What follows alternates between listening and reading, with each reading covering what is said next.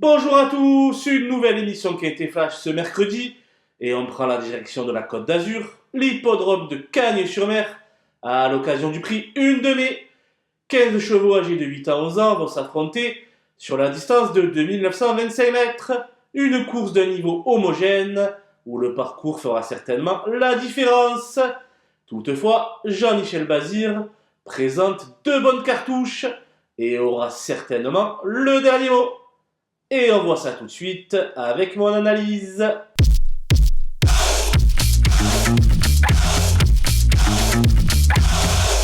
Les bases avec le 14 Gigolo Lover qui m'a beaucoup plu en retrait dans le prix du Forez.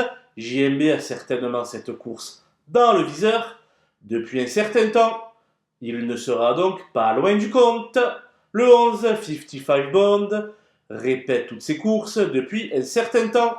Dernièrement, à Vincennes, il est accrédité d'un bel effort final. C'est un bon point d'appui.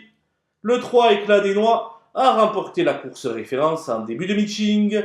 Il a déjà été victorieux à 5 reprises en compagnie de Jean-Charles Ferron. Il sera assurément dans le coup.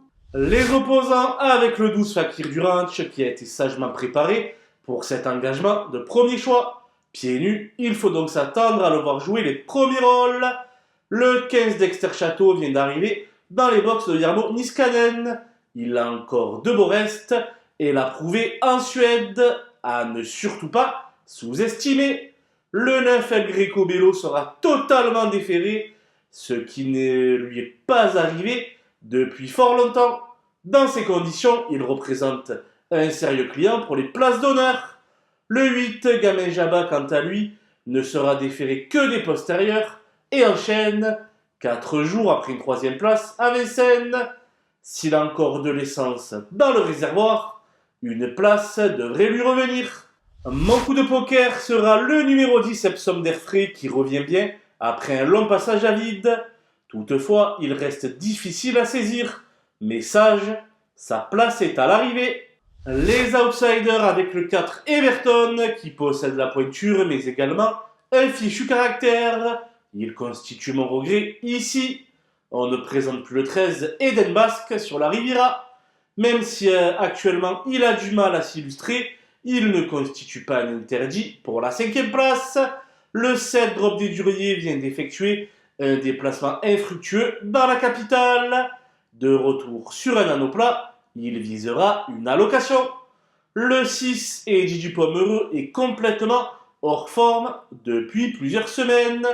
Il aura donc fort à faire pour rivaliser.